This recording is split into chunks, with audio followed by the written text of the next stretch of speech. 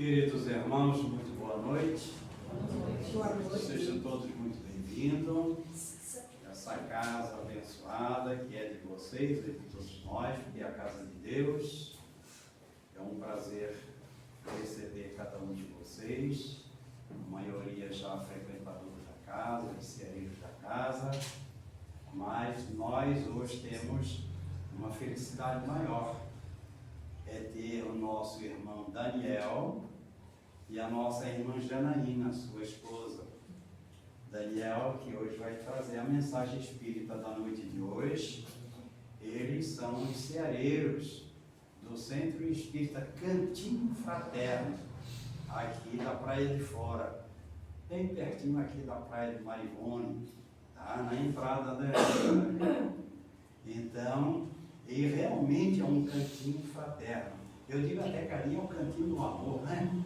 E coisinha gostosa, que eu já estive lá, tive a felicidade de estar lá visitando eles, dando palestra. Já temos outra agora marcada, né? Para voltar. Então, esse trabalho de união das nossas casas espíritas, agora regional aqui da Palhoça, né? Uma casa auxiliando a outra. E a doutrinária tem esse objetivo. Um visitar o outro, né? Esse aconchego, essa união fraterna entre nós, né? Então é uma alegria muito grande ter vocês aqui na nossa casa pela primeira vez, Daniel como expositor, a Janaína já está se preparando para a próxima, né, Janaína? Então, mas já temos outra nossa irmã lá, como é a Ana Maria. A Ana Maria, que também está agendada conosco aqui. E vai também fazer a mensagem para nós. Então, queridos, sejam muito bem-vindos, tá? E do fundo do coração do amigo Altamiro, a gente está aqui com os braços abertos para receber cada um de vocês. Ó, Daniel. Então, vamos elevar o nosso pensamento a Deus, nosso Pai, a Jesus, o nosso Mestre, a equipe espiritual que já preparou o ambiente para cada um de nós, rogando as bênçãos, o benefício de todos nós, encarnados e desencarnados que aqui se encontram.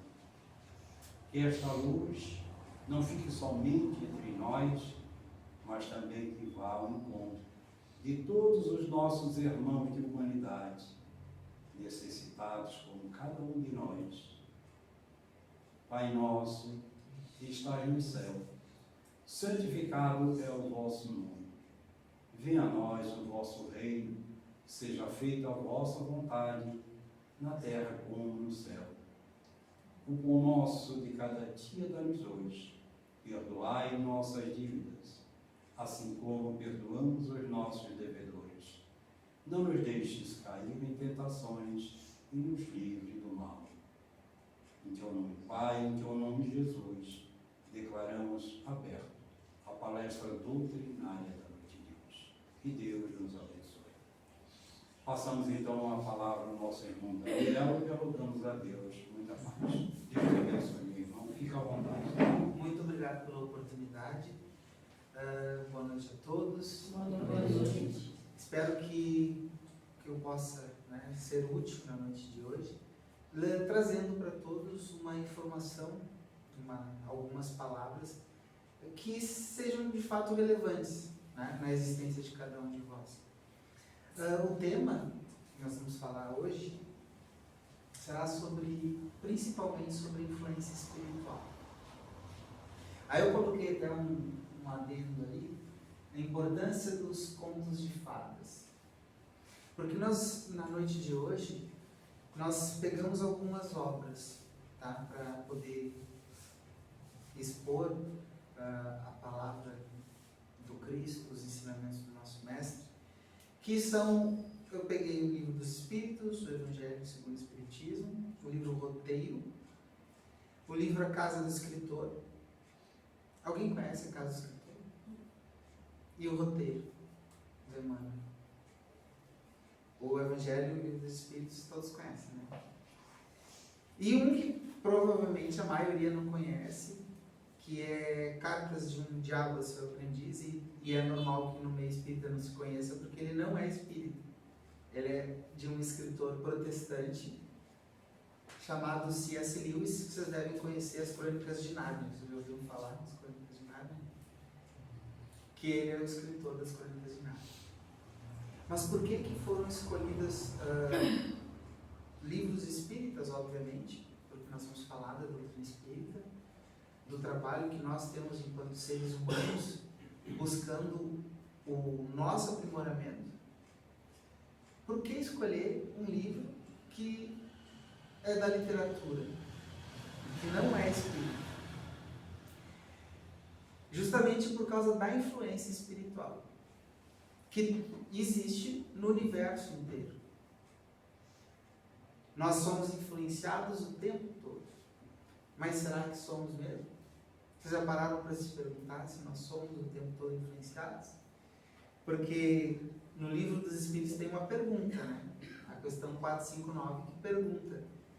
Allan Kardec pergunta se de fato os Espíritos podem nos influenciar. E a resposta é que sim, que eles nos influenciam muito mais do que nós imaginamos. Que na maioria das nossas decisões não são nossas. Se já pararam para pensar sobre isso? Que nós temos um mundo invisível de espíritos que se aproximam de nós de acordo com o nosso pensamento, pela afinidade do pensamento, e que eles nos influenciam. Porque a reflexão de hoje, ela é que todos nós, no final da noite, no final da palavra aqui que nós vamos conversar, pensem um pouco sobre o que nós pensamos no dia a dia. Por que tais situações parecem muito mais difíceis em determinados momentos? Será que isso é karma? Será que isso é porque eu mereço passar? Ou será que é simplesmente porque eu vivo numa energia vibratória criada por mim mesmo, a qual eu atraio justamente espíritos, não necessariamente obsessores, espíritos que vão estar perto de nós por afinidade de pensamento. Já paramos para pensar sobre isso? Eu adoro quando me convidam para dar palestra, porque eu tenho que estudar e eu paro para pensar sobre isso. Porque eu acho que o Jolar já fez palestra aqui. Bastante. Porque o Jolar sempre diz, né, que a palestra sempre ela é mais útil para quem estuda e prepara. Porque, de fato, nos falta a busca do conhecimento. Falta a busca de conhecer a si próprio. Porque nós gostamos muito de dizer, a culpa é do fulano, a culpa é do governo, a culpa é do vizinho, a culpa é sempre de alguém. Mas nós não pensamos que nós somos os responsáveis pelos resultados da nossa existência. E que se nós estamos colhendo alguma coisa, é porque nós plantamos no passado. E é isso que nós pretendemos conversar hoje. Né? Por que trazer uma literatura? Eu vou falar um pouquinho depois sobre esse C.S. Lewis, porque ele era ateu. E eu vou dizer por que ele era ateu. Porque ainda no livro dos Espíritos, aí acho que na questão 464, que aí pergunta, né? Tá, mas assim, os espíritos nos influenciam, ok. Mas como é que a gente vai descobrir se os espíritos são bons, são ruins, se é uma influência positiva, se é uma influência negativa? Como eu vou descobrir isso? E aí, os espíritos respondem, estudar é coisa. Né? Os bons espíritos não aconselham senão o bem. Cabe a vós a distinção. Porque nós temos, até certo ponto, o livre-arbítrio. E nós só vamos aprender com os próprios erros. Então, os espíritos nos falam.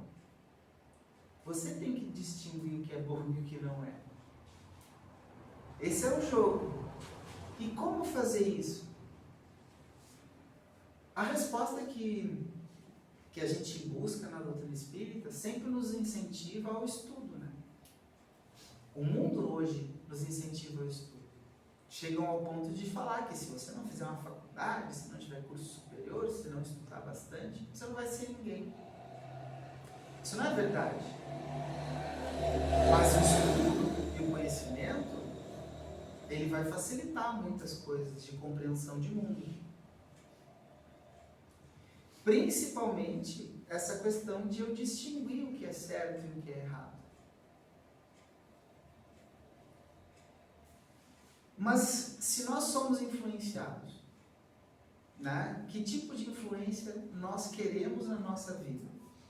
Porque a gente vai ser influenciado.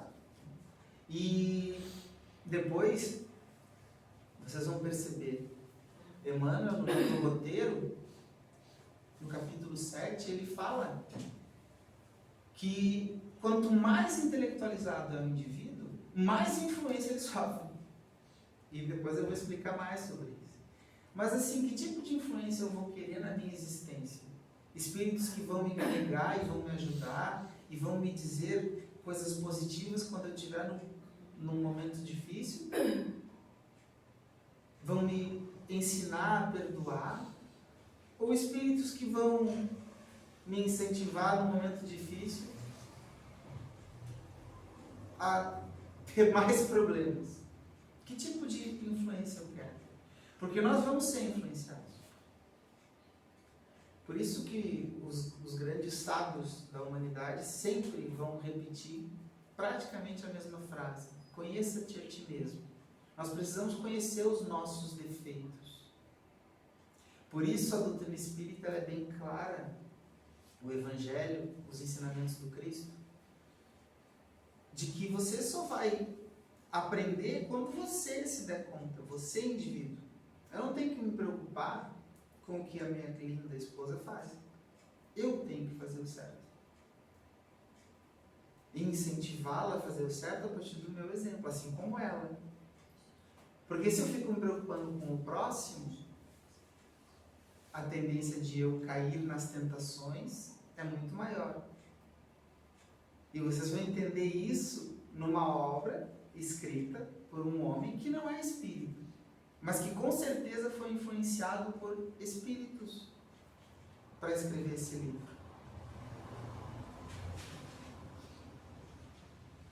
No livro Roteiro, Emmanuel fala justamente isso, né? Porque na Terra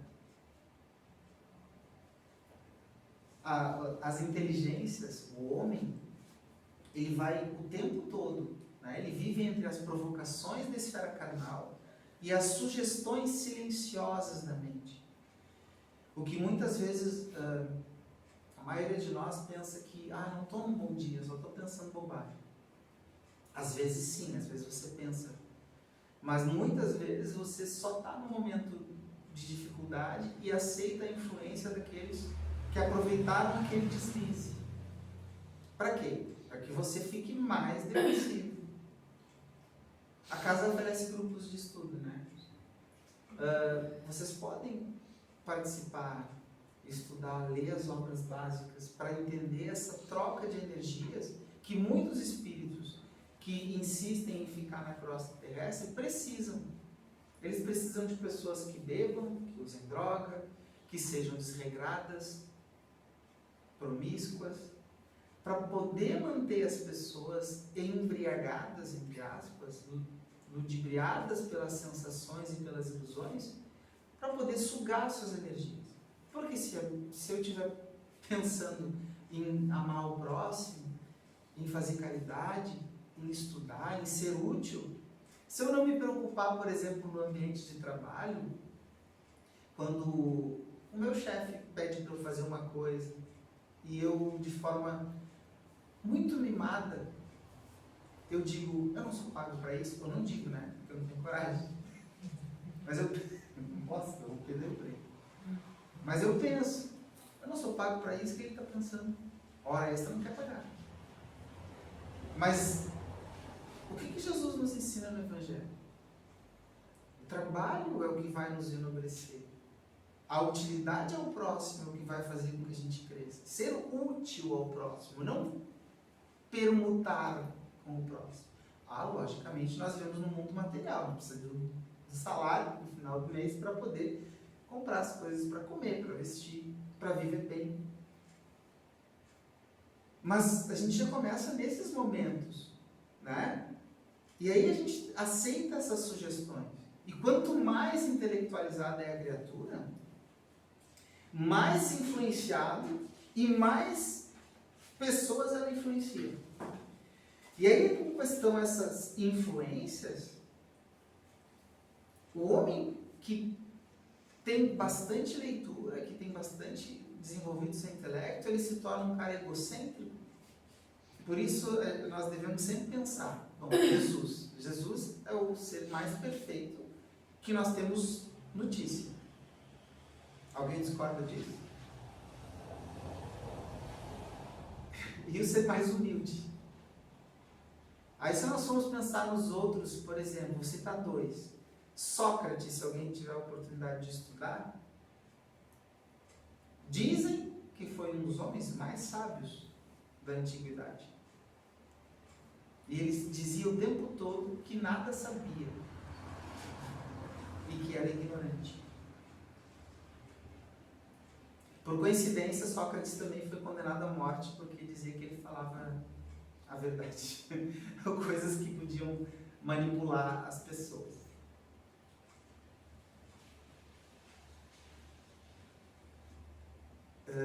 Chico Xavier?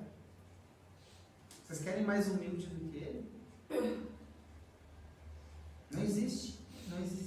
Hoje ele está no mundo espiritual, mas a humildade daquele indivíduo, com tanta sabedoria, com tantos serviços prestados, a quantidade de livros vendidos em vida, porque a maioria dos escritores fica rico depois que morre, quem fica rico são os herdeiros. Ele nunca saiu da humildade, nunca teve mais do que o necessário e doava tudo em benefício dos outros. Ou seja, os seres humanos que aqui passaram pela Terra, que de fato eram sábios e inteligentes, eles eram humildes, puros, se preocupavam com o outro. E aí vem, né, nesse livro Roteiro, no capítulo 7, fala bastante sobre isso. Aí o ser humano, ele pensa que sabe. E aí vem uma questão, até anotei aqui, então peraí, poxa vida, então eu não devo mais estudar, porque se eu começar a estudar e aprender coisas, eu vou me intelectualizar, isso é natural. E eu vou ficar egocêntrico, vou me achar bolachinha mais recheada do pacote. Então eu não devo estudar? Deve. Muitas pessoas que estudam se tornam materialistas. Mas quando a gente pensa nesse materialismo, as pessoas que se tornaram materialistas, elas se tornam materialistas porque perderam alguém, perderam alguma coisa, alguém as fez sofrer.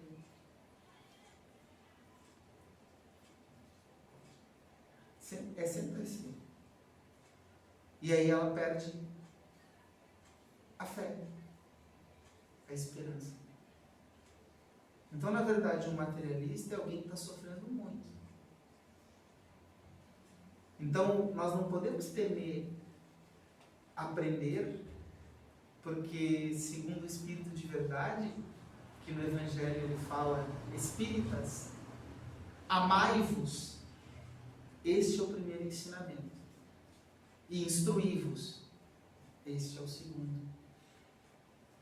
Nós precisamos nos amar, e não é só espírita, mas espírita, ser humano, amar ser humano, amar animais, amar a natureza, amar de verdade. Saber que um animal ele é útil tanto para ser um pet, para nos divertir, quanto aquele que a gente acaba servindo no fim de semana à mesa, que é extremamente útil para a nossa alimentação. Os vegetais que nos servem de alimentação, ou que a gente derruba para poder construir, não quer dizer que você não vá usar tudo aquilo que tem no planeta para que possa desenvolver e progredir, inclusive espiritualmente, até o ponto de que a gente não precise mais usar a lei de destruição nessa troca. também é uma lei universal. Vai chegar ao ponto que nós vamos conseguir, com o pensamento, usar os elementos. Mas nós ainda não estamos nesse ponto. Mas a gente já pode amar a todos e respeitar a utilidade de todas as coisas. Mas como é que a gente vai entender isso tudo? Aí eu vou contar, porque nós aqui, eu não sei se alguém aqui já passou por uma experiência de não acredito mais em Deus, minha vida está muito ruim, e depois começou a retomar. Mas olhe como os Espíritos nos influenciam. E Deus, em sua infinita misericórdia, Ele trabalha no planeta inteiro, no universo inteiro. Porque C.S. Lewis, que escreveu esse livro, que eu vou falar para vocês um pouquinho dele, ele se tornou ateu. Ele foi do ateísmo, que está escrito ali, às terras de Nárnia. O autor fascinante e pensador se tornou fonte de inspiração para crianças e adultos em todo o mundo. Depois eu vou falar um pouquinho sobre as Crônicas de Nárnia também, breve. Cadê o relógio? Não, porque já daqui a pouco são 10 horas. Porque esse homem, de uma família protestante, ele nasceu no lado protestante da Irlanda, perdeu a mãe cedo por uma doença.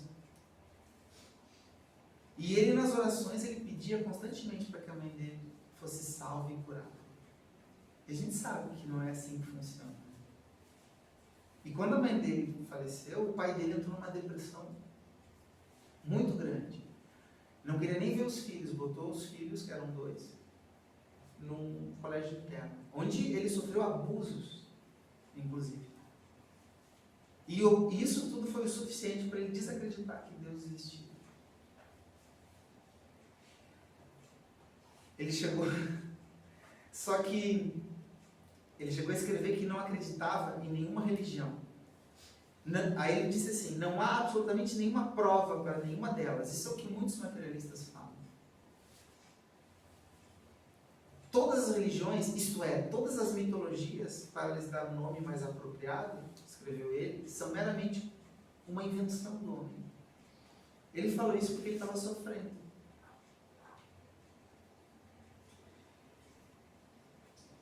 E depois de muitas coisas, inclusive de lutar na Segunda Guerra, na Primeira Guerra Mundial, e na Primeira Guerra Mundial ele foi ferido quase mortalmente 2 vezes. 2 vezes ele foi dispensado do exército e voltou. Porque ele achava que moralmente ele não podia deixar os vizinhos, os amigos, lutarem numa guerra e ele está em casa, só porque ele estava na faculdade. Porque no Reino Unido é uma lei de que você, se faz faculdade, não precisa servir o exército. Mas ele ia, ou seja, o que demonstra esse homem? Ele não estava mais acreditando em Deus, mas ele era um homem que queria ser útil, que não permitia que os outros sofressem sozinhos. No campo de batalha, numa trincheira, ele fez amizade com um colega e trocou ideias. E um prometeu para o outro que se o caso de um deles sobreviver, esse se responsabilizaria pela família do outro. O que para o C.S. Lewis não ia ser problema. O pai dele tinha posses. Era um homem depressivo, mas tinha posses. Não precisava de ajuda. Mas para o amigo dele, que era pobre, e a mãe era sozinha. Ou seja, ele aceitou um pacto que para ele, se ele morresse, não seria importante. E de fato o amigo dele morreu. E aí quando ele volta para a Inglaterra, ele pega a mãe do amigo e cuida, e mora com ela, e chama ela de mãe, porque ele já tinha uma carência, né? Mas mesmo assim ele continuava ateu, até conhecer esses 2 homens. Para quem não conhece, um é Chesterton, um dos maiores cristãos católicos da Inglaterra, e o outro é Tolkien, que é o escritor do Senhor dos Anéis. Para quem não sabe, Senhor dos Anéis é uma metáfora para a criação do mundo. Tolkien ele fala isso na sua autobiografia, onde ele coloca Deus e a luta constante das tentações do homem contra as tentações da carne, do poder. Por que eu estou falando isso?